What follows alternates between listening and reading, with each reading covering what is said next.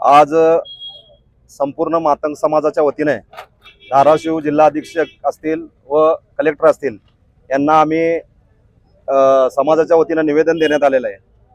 ज्या पद्धतीने चॅलेंज देऊन या ठिकाणी एका आमदाराच्या मुलाने ज्या पद्धतीने चॅलेंज देऊन हे निवडणूक होऊ द्या यांना आम्ही दाखवतो असा या भाषा करून या ठिकाणी खरोखर यांनी पोलिसाला हात मिळवणी करून या ठिकाणी पोलिसाला आदेश देऊन या ठिकाणी एका मातंग समाजातील जे सामाजिक क्षेत्रात काम करणारा एका वैयक्तिक एका संघटनेत काम करणारा ज्यांनी समाजाच्या अनेक कामं केलेल्या अशा युवकाला या ठिकाणी जातीय मानसिकतेतून या ठिकाणी सत्ताधारी पक्षाचे काही लोक या ठिकाणी आमदाराचा मुलगा असतील आमदार असतील यांनी टार्गेट करून जाणीवपूर्वक मानसिक त्रास देऊन या ठिकाणी तडीपार करण्यात आलेला आहे।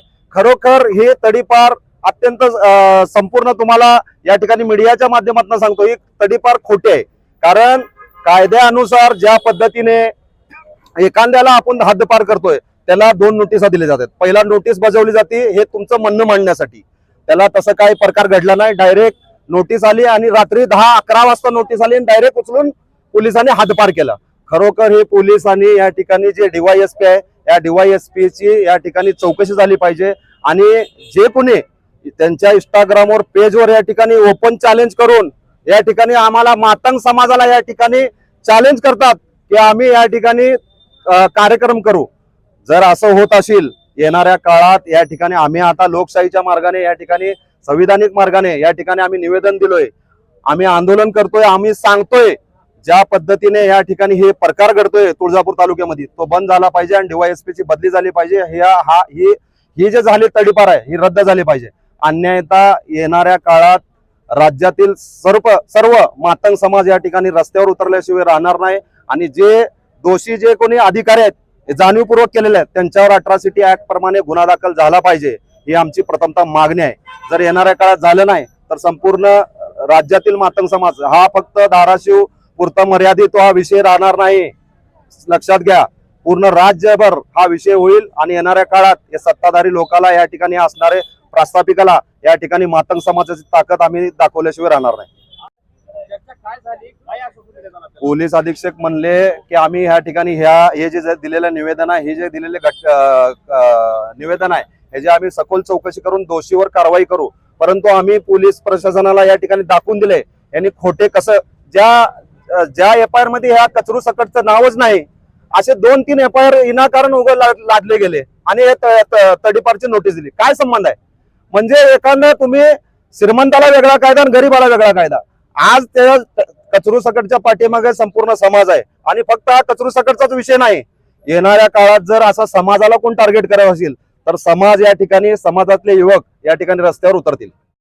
मल्हार पाटील नावाच्या जे आमदाराचा मुलगा आहे त्याच्या या ठिकाणी दबावाला आमदाराला या ठिकाणी बळी पडून या ठिकाणी महत्वाचा विषय सांगतो DYSP ची चौकशी झाली पाहिजे आणि त्यांची बदली झाली पाहिजे, कारण तेच कारणीभूत आहे त्या मुळात हा जो विषय आहे हा एकटा कचरूभाऊचा विषय नसून हा या न्याय व्यवस्थेचा नीच आणि क्रूर मानसिकतेचा विषय आहे। साप म्हणून भुई आपटायची आणि याचं लांछन कुणावर तर लावायचा असा जो प्रकार या तुळजापूरमध्ये या धाराशिवमध्ये चालू आहे हा प्रकार कधीही मातंग समाज खपून घेतला जाणार नाही, मातंग समाज शांत बसणार नाही।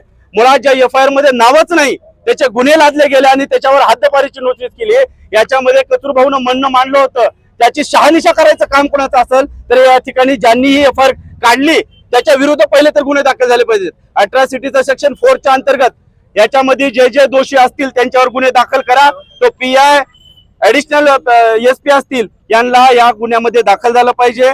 काय करताय तुम्ही? एकटा कचरू तुम्ही संपवणार तर हा चुकीचा तुम्ही संदेश पसरवू नका। या ठिकाणी येणारा प्रत्येक माणूस हा कचरू सगटच आहे हे लक्षात ठेवा। हे प्रकरण पूर्णपणे चुकीचं आहे, याचं पूर्ण निवेदन अशा पद्धतीने आम्ही या ठिकाणी आज SP मॅडमला दिलेला आहे। त्यांनी या ठिकाणी तपास केलाय, पण या तपासाच्या अंती प्रत्येक दोषी गोष्टी या जो कोणी अधिकारी आहे त्या प्रत्येक अधिकाऱ्यावर FIR दाखल झाला पाहिजे। अट्रॉसिटी अंतर्गत त्याच्यावर गुन्हे दाखल झाले पाहिजेत। ज्या कोणी राजकीय व्यक्तीने हे केलं असेल तर त्यांना सांगणार बाबा तू मातंग समाजाच्या नादाला लागू नको. मातंग समाज जर या ठिकाणी खवळला तर तुला या जिल्ह्यामध्ये आम्ही कुठल्याही गावामध्ये आणि कुठेही याच्यानंतर सभा घेऊ देणार नाही, हे लक्षात ठेव. कारण शांत पडू देऊ नका. प्रत्येक आपापल्या ग्रामीण असो शहरी असो प्रत्येक ठिकाणी याचे हे प्रत घेऊन जावा आणि प्रकरण कसं खोटं आहे हे मीडियाच्या माध्यमातून नाही तर शासकीय पाठपुरावा सगळ्यांनी करावा अशी सगळ्यांना विनंती करतो.